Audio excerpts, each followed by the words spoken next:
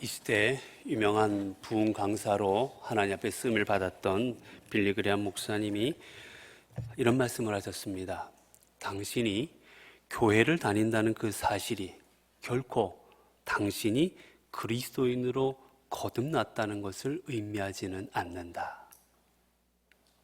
우리가 교회 다닌다고 해서 모두가 다 거듭난 그리스도인은 아니라는 겁니다.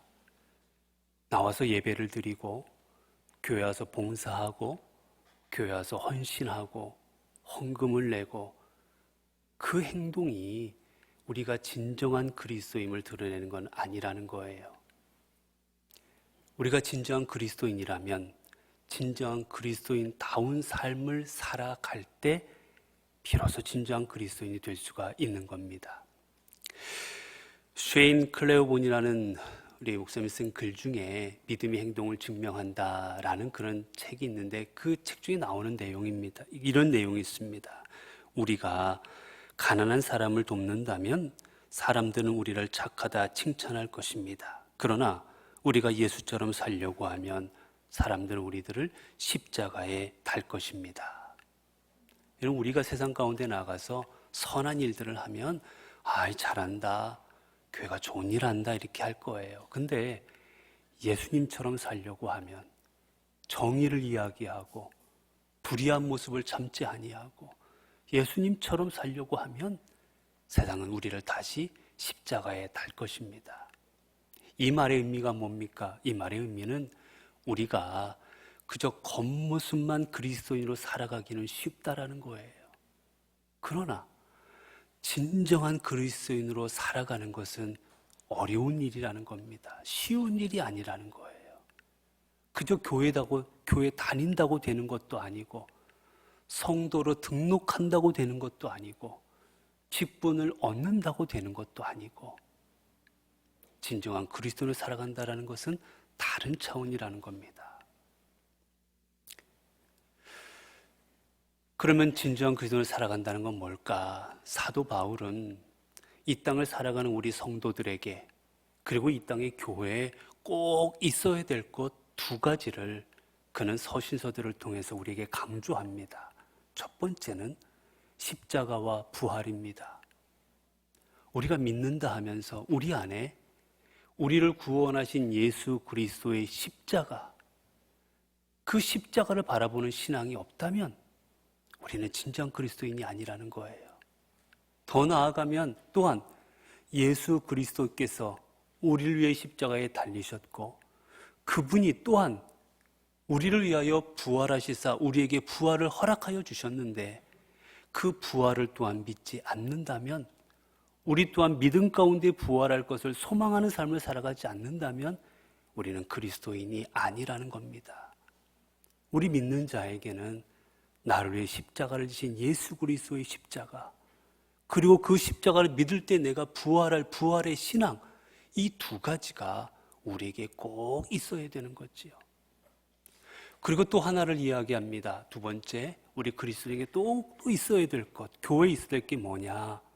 바로 성령님이십니다. 여러분, 우리를 그리스도인답게 만드는 그 하나님은 바로 성령 하나님이십니다.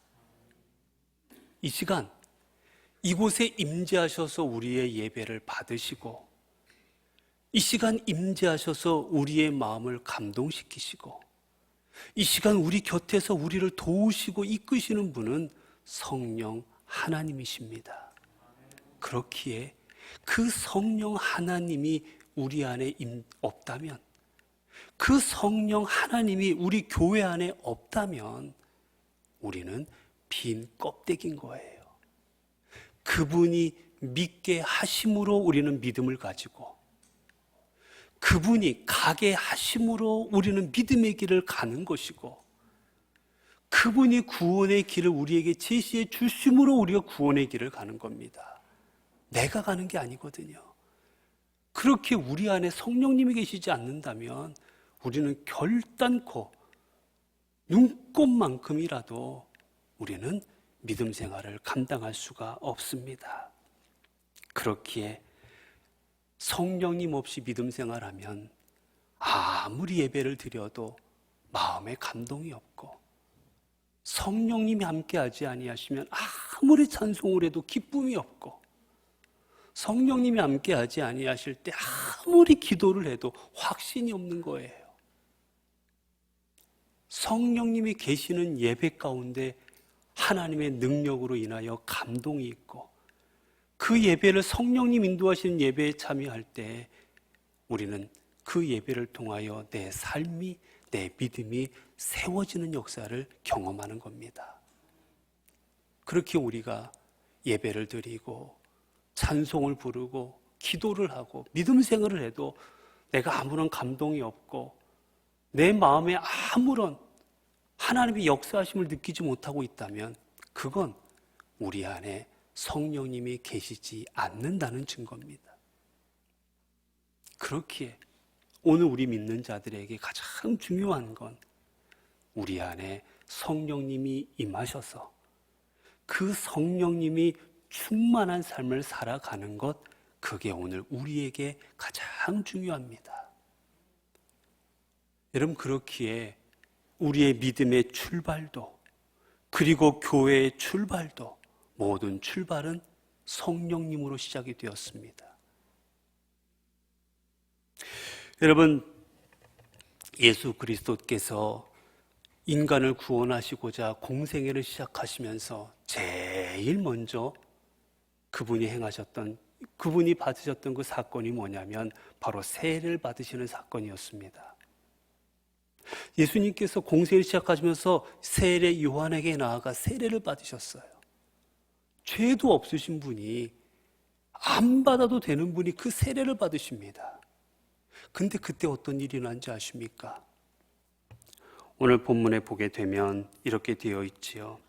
오늘 본문 10절을 보면 우리가 그 19절부터 보면 그때 예수께서 갈릴리 나사렛으로부터 와서 요단강에서 요한에게 세례를 받으시고 곧 물에서 올라오실새 하늘이 갈라짐과 성령이 비둘기같이 자기에게 내려오심을 보시더니, 예수 그리스도께서 세례를 받으실 때 거기에 성령님이 임재하셨습니다.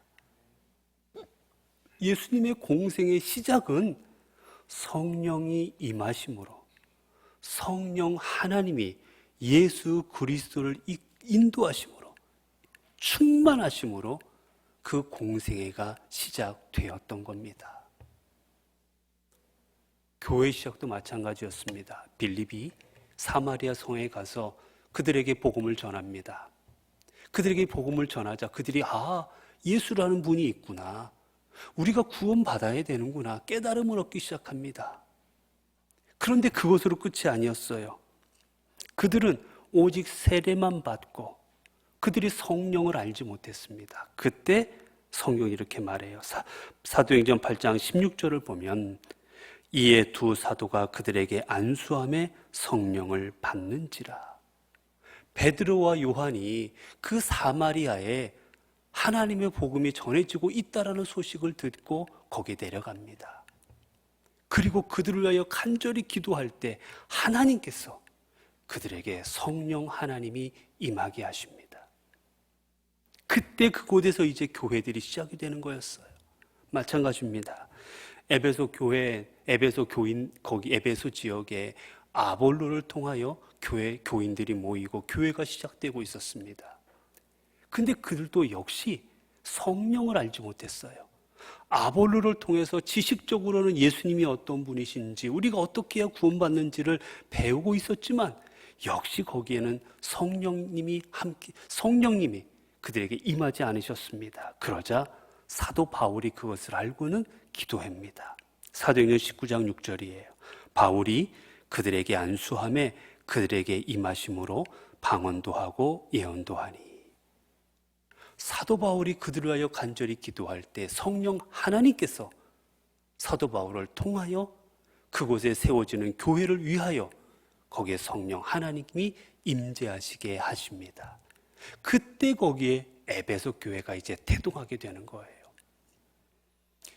이처럼 교회의 시작은 바로 성령 하나님을 통해서였습니다.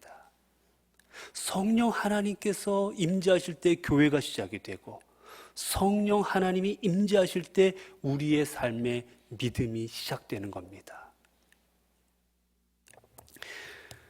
예수 그리스도께서 공생애를 시작하시면서 성령으로 인하여 세례를 받으실 때 성령님이 그곳에 임재하셨고, 그리고 이제 성령 충만함으로 주님의 사역을 감당해 나가셨습니다. 즉 예수님께서는 성령이 임하심으로 성령 충만함으로 주님께서 허락하신 삶, 하나님이 허락하신 삶을 사시는 동안에 성령 충만한 삶으로 이 땅을 살아가셨던 거예요. 그러면 주님께서 보여주시는 성령 충만한 삶이란 뭡니까? 과연 어떠한 삶이 성령 충만한 삶이요, 성령이 우리 안에 임하시는 삶인 것입니까? 우리가 성경에 보게 되면 우리가 지난주에 보았던 12절의 말씀입니다. 성령이 곧 예수를 광야로 몰아내신지라. 성령 충만한 이 예수님을 성령께서 광야로 이끌어 가셨다라고 기록하고 있지요. 같은 내용이 들어가 있는 누가복음의 말씀입니다. 누가복음 4장 2절을 보면 예수께서 성령의 충만함을 입어 요단강에서 돌아오사 광야에서 40일 동안 성령에게 이끌리시며, 분명하게 말합니다. 성령에게 이끌리시어 광야로 나아가셨다. 그리고 누가복음 4장 14절을 보면 이후로 주님의 사역을 어떻게 감당하시는지 그걸 이렇게 말합니다. 예수께서 성령의 능력으로 갈릴리에 돌아가시니 그 소문이 사방에 퍼졌고, 예수님께서 이제 공생애를 위하여, 공생의 삶을 위하여 사람들에게 복음을 전하실 때 그때에도 성령의 능력으로 그들에게 가셨다라고 되어 있습니다. 즉 주님께서는 성령 충만함으로 성령님과 함께 하셨던 주님께서는 성령님이 이끄시는 대로 주님의 삶을 살아가셨던 겁니다. 여러분, 바로 이겁니다. 성령 충만한 사람은 성령님이 이끄시는 대로 살아갑니다. 성령님이 주장하시는 대로 살아갑니다. 여러분, 예수님께서 광야로 나아가실 때, 야, 내가 이제 광야 좀 나아가서 기도 좀 해야지 라는 마음으로 가신 게 아니에요. 성령님이 광야로 이끄셔서 광야에서 40일 금식 기도를 하십니다. 성령님이 이끄셔서 갈릴리로 나아가게 하십니다. 성령님이 이끄셔서 사람들을 낫게 하시고, 성령 하나님이 이끄셔서 사람들에게 복음을 전하게 하시고, 회개케 하시고, 십자가를 지시고, 모든 일들을 성령 하나님이 이끄시는 대로 주님의 사역을 감당하셨습니다. 여러분, 사도 바울도 2차 전도 여행 중에 이제 바나바와 갈라진 이후에 그는 자신이 개척했던 교회들, 자신이 세운 그 성도들을 보기 위하여 아시아 땅으로 가고 싶어 했습니다. 여러분, 당연한 것 아니겠어요? 아니, 복음을 전하고 교회를 세우고 거기 성도들이 있습니다. 이 성도들이 핍박으로 넘어지지는 않았는지, 시험당하지는 않았는지, 교인들이 어떻게 지내고 있는지, 그 교회가 어떤 모양으로 지금 얼마나 궁금했겠습니까? 사도 바울은 그 교회를 돌보고 싶어 했어요. 간절한 마음으로. 그래서 가고자 했습니다. 그런데 성경은 이때 이렇게 말씀하십니다. 사도행전 16장 6절을 보면 성령이 아시아에서 말씀을 전하지 못하게 하시거늘 그들이 부르기아와 갈라디아 땅으로 다녀가 무시 앞에 이르러 비두니아로 가고자 애쓰되 예수의 영이 허락하지 아니하시는지라. 사도 바울이 가고자 하는 그 길, 어떻게 보면 당연한 길이고 어떻게 보면 가야만 되는 길인데 웬일인지 성령 하나님께서 그 길을 막으십니다. 못 가게 하세요. 이렇게 가려고 해도 저렇게 가려도 다 막아버리십니다. 그리고 뒤에 보면 성령 하나님께서 환상 중에 그들에게 말씀하십니다. 마게도냐로 와라. 결국 이 음성이 성령님의 음성을 깨달았던 사도 바울은 마게도냐로 가서 그곳에서 복음을 전하지요. 그리고 첫 번째 빌립보에 가서 거기서 교회를 세웁니다. 어떻게 보면 하나님이 왜 이러셨을까 생각될 수도 있는 일인데, 사실 이 일에는 하나님의 놀라운 계획이 숨겨져 있습니다. 바나바와 갈라진 이후에 바나바는 이전에 세웠던 교회들을 돌보러 그 길로 나아갔습니다. 사도 바울이 그 똑같이 갔다면 똑같은 교회들을 바나바도 바울도 그 교회들을 돌보러 다녔던 거예요. 그러나 하나님은, 성령 하나님은 아시아 교회는 바나바를 통하여 돌보게 하셨고, 바울은 유럽으로 향해서 더 넓은 세상에 하나님의 예수 그리스도의 복음이 전파될 수 있도록 그를 아시아가 아닌 유럽으로 이끄셨던 겁니다. 여러분, 성령 하나님은 우리가 생각지 못한 것을 생각하시고 우리가 깨닫지 못한 것을 그분은 아시기에 그분은 하나님의 원대한 계획을 우리에게 이루시기 위하여 우리를 그분께서 계획하신 길로 인도하여 주시는 겁니다. 그렇기에 사도 바울은 하나님께서, 성령 하나님께서 그들의 앞길을 막을 때 하나님 앞에 항변하지 않았습니다. 하나님, 주님이 세우라신 교회를 돌보는 일을 왜 못 가게 하십니까? 아니, 이 일이 뭐 잘못된 겁니까? 제가 뭐 개인적인 일 하는 것도 아닌데 항변하지 않았습니다. 그저 순종하고 나아갈 때 하나님은 그를 통하여 유럽의 그 선교의 넓은 지경을 시작하게 하여 주셨습니다. 이처럼 성령 충만한 사람은 성령님께서 인도하시는 대로, 이끄시는 대로 삶을 살아가는 사람입니다. 또한 주님께서는 어떠한 삶을 사셨습니까? 성령 충만했던 주님이 살아가셨던 그 삶은 바로 성령 하나님을 중심으로 살아가는 삶이었습니다. 하나님 중심의 삶이었어요. 이제 사단이 예수님을 시험합니다. 사단이 예수님을 떡을 만들어 먹어라, 그리고 높은 곳에서 뛰어내려라, 그리고 나에게 절하면 경배하면 모든 것을 주겠다. 그 시험의 모든 핵심은 다 하나였습니다. 너의 인생을 살아라. 너를 위하여 살아라. 내 육신을 위하여 살아라. 핵심은 너였습니다. 너. 우리로 말하면 나입니다. 나. 나를 위한 삶을 살아가라. 나를 채우는 삶을 살아가라. 나의 이기심을 충족하는 삶을 살아가라. 핵심이 나였어요. 그때 주님께서는 이 시험을 어떻게 이기십니까? 다른 한 단어로 이기십니다. 바로 하나님입니다. 사단은 나라는 단어를 가지고 예수님을 시험했는데 예수님은 아니다. 사람이 떡으로만 나를 위해 사는 것이 아니라 하나님의 말씀으로 사는 것이다. 주 너의 하나님을 시험하지 말라. 오직 하나님만 경배해라. 예수 그리스도의 답변은 오직 하나님이셨습니다. 바로 이겁니다, 여러분. 성령 충만한 사람은 하나님으로 인하여 살아갑니다. 성령 충만한 사람은 성령 하나님을 중심으로 살아갑니다. 여러분, 우리가 살아가다 보면 우리는 다 나를 위해 살아가고 싶지 않습니까?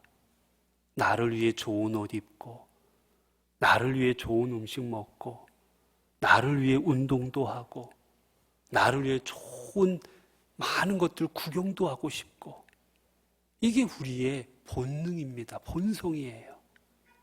그러나 하나님은 우리에게 말씀하십니다. 너희는 먼저 그의 나라와 그의 의를 구하라. 그는 하나님입니다. 하나님의 나라와 하나님의 의를 구하는 삶을 살아갈 때, 그리하면 이 모든 것을 너희에게 더하시리라. 여러분, 우리를 위하여 살아가고자 할 때는 하나님의 나라와 하나님의 의를 잃어버리게 됩니다. 천국을 잃어버리게 돼요. 그러나 하나님을 위하는 삶을 살아갈 때는 하나님 나라뿐만이 아니라 오늘 우리에게 필요한 것들도 하나님께서 채워주시는 겁니다. 예수 그리스도는 그것을 아시기에 그러한 삶으로 나아갔습니다. 여러분, 그 다음에 이제 주님께서는 또한 어떠한 삶을 사셨습니까? 오늘 본문 10절을 보면 곧 물에서 올라오실새 하늘이 갈라짐과 성령이 비둘기같이 자기에게 내려오심을 보시더니 하늘로부터 소리가 나기를. 그리고 이제 또한 성령이 임하셨던 장면, 오순절의 사건의 장면입니다. 사도행전 2장 1절에 3절을 보면 오순절 날이 이미 이름에 다 같이 한 곳에 모였더니 호련히 하늘로부터 급하고 강한 바람 같은 소리가 있어 그들이 앉은 온 집에 가득하며 마치 불의 혀같이 갈라지는 것들이 그들에게 보여 각 사람 위에 하나씩 임하여 있더니. 고넬료 가정에 성령이 임하실 때의 말씀입니다. 사도행전 10장 44절입니다. 베드로가 이 말을 할 때 성령이 말씀 듣는 모든 사람에게 내려오시니. 여러분, 성령이 오시는 장면을 이야기하며 성경은 분명하게 말합니다. 내려오셨다. 성령 하나님은 내려오시는 겁니다. 하늘로부터 오시는 거예요. 옆에서부터 오는 것도 아니고 땅에서부터 오는 것도 아닙니다. 여러분, 하늘로부터 온다는 건 무슨 의미겠습니까? 하나님으로부터 오신다는 겁니다. 우리가 예전에 많이 오해했던 것들이 있었어요. 예전에는 기도원에 가서 내가 나무 뿌리 뽑도록 기도하면 성령 하나님이 오신다. 기도원 원장님이 안수하여 주면, 어떤 목사님이 안수하면 성령님이 임하신다. 방언한다. 여러분, 그때 우리가 하나 착각하는 게 있습니다. 그 기도원을 갖기에 임하시는 거 아니고 그 원장님과 목사님이 기도했기에 임하시는 게 아니라 그 먼저는 하나님께서 계획하셔야 되는 겁니다. 우리가 간절히 기도할 때, 우리 이 성도가 이렇게 간절히 내 자녀가 기도하고 간절히 원하니 때가 됐으니 내가 성령 하나님을 보내야 되겠구나 라고 하실 때, 그게 우리가 기도하는 도중에 임하시는 겁니다. 기도원이든 교회든 가정이든 어디든지 간에. 그리고 때가 되면 하나님께서 쓰시는 종들을 통해서 안수할 때 임하게 하시는데, 그거는 그 종이 임하게 하는 것이 아니라 하나님께서 그 종을 통해 임하게 하시는 거예요. 근데 우리는 때로는 그 기도원, 그 목사님, 그 원장님이 하는 것처럼 해서 따라다니고 우상시하는 경우들이 참 많았습니다. 성령 하나님은 사람에게서 사람으로 가는 게 아니라 하나님께서 내려주시는 겁니다. 우리가 간절히 기도할 때 하나님께서 그 모습을 보시고 내려주시는 거예요. 이런 유명한 일화가 있습니다. 우리 한국에 이용도 목사님이라고 계셨는데, 이분이 얼마나 성령의 이런 능력이 많이 나타나는지 몰라요. 이분에 대해서는 여러 가지 우리가 공과 사도 있고 여러 가지가 있지만 아무튼 성령의 능력이 많이 나타났습니다. 이 목사님께서 하루는 그 신학교의 동기였던 그 목사님이 교회에 초청을 했어요. 그 교회 초청을 받아가지고 이제 집회를 인도하게 됐습니다. 온 성도가, 주변에 있는 사람들이 다 모여서 뜨거운 성령의 집회를 간절히 바랐습니다. 앞에 이제 찬양을 열심히 했어요. 찬양은 열심히 했는데 목사님께서 이제 시간이 됐는데도 강단으로 안 올라오십니다. 그래서 조금 더 기도하시나 보다 해서 또 계속해서 그 목사님이 또 담임 목사님이 찬양 인도를 하고 조금 더 기다렸어요. 여전히 안 올라오시는 거예요. 시간이 점점 지나가는데도 안 오십니다. 안 올라오세요. 그때 조그만 쪽지가 올라왔습니다. 이제 이 초청한 목사님이 이호빈 목사님이라는 분인데, 이분이 신학교 동기지만 나이가 많으셨어요. 이게 쪽지가 왔습니다. 형님, 오늘은 하나님께서 말씀을 주시지 않네요. 그리고는 강단에 안 올라오셨습니다. 오늘은 성령 하나님이 내게 말씀을 주시지 않고 있습니다. 저는 말씀을 전할 수가 없습니다. 뭡니까? 그 이용도 목사님이 그토록 성령의 능력이 나타나는 분이었지만 능력의 주체는 목사님이 아니라 성령 하나님이셨던 거예요. 그분은 그걸 알았던 겁니다. 아니면 나와서 하는 척하면 돼요. 뜨겁게 찬양하고 뜨겁게 하면 사람들은 다 인정했을 겁니다. 몰랐을 거예요. 그런 목사님은 오늘은 하나님이 말씀 안 주십니다. 안 올라왔어요. 그날은 찬양만 하고 자집에 돌아갔습니다. 이튿날, 둘째 날부터 그곳에 놀라운 하나님의 능력이 나타났습니다. 여러분, 그렇습니다. 성령 하나님은 하나님이 주시는 거지 우리끼리 주고받는 게 아닙니다. 그렇기에 이것을 아시는 우리 주님께서는 평생을 성령 하나님, 성부 하나님, 하나님을 바라보는 삶을 사셨습니다.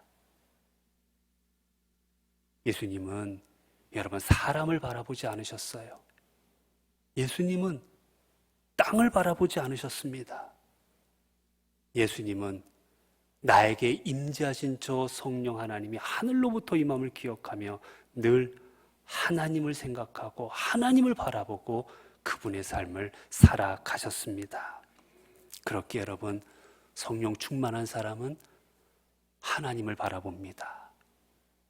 사람을 바라보다 시험받지 않고 땅을 바라보며 그것을 통하여 내 육신을 채우려 하지 않고 오직 나를 구원하신 하나님을 바라보며 우리에게 주어진 인생을 살아가는 것입니다. 사랑하는 성도 여러분, 오늘은 성령 강림주일입니다. 세례받으신 주님께서 임하셨던 성령님은 2000년 전 오순절 다락방에 모여있던 그 제자들에게도 임하셨고 이후 사도 바울과 고넬료와의 가정과 그리고 수많은 사람들에게, 성도들에게, 그리고 오늘도 우리에게 임하고 계십니다. 이제 우리는 모두 우리에게 임재하신 성령님으로 인하여 성령 충만한 삶을 살아가야 하겠습니다. 성령 충만한 삶은 그저 방언하고 예언하고 통역하고 병 고치고, 여러분, 이것만이 성령 충만한 삶은 아닙니다. 성령 충만한 삶이란 이제까지는 내가 나 중심으로 살았지만 이제는 하나님을 중심으로 살아가고, 이제까지는 내가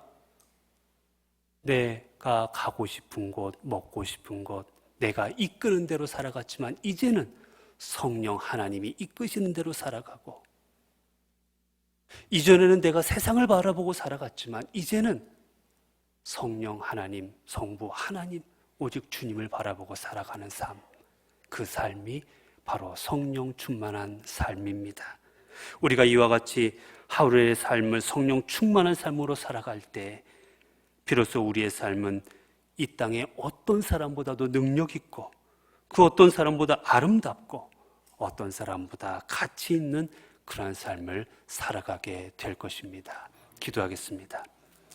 은혜로우신 하나님, 오늘도 저희들에게 하나님 이렇게 믿음 주시고 삶을 주시고 생명을 주셔서 주 앞에 나와 예배드리고 말씀 듣게 하시니 감사합니다. 하나님, 성령님으로 인해 우리가 주님을 믿게 되었고 성령님으로 인해 우리가 구원을 얻었습니다. 이제 우리 성령 충만함으로 살아가게 하옵소서.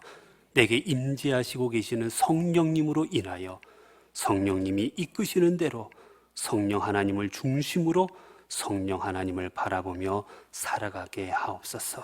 그래 우리의 삶이 그 어떤 누구보다도 하나님 앞에 아름답고 능력 있고 가치 있는 삶을 살아가게 하옵소서. 우리 주 예수 그리스도 이름으로 기도드리옵나이다. 아멘.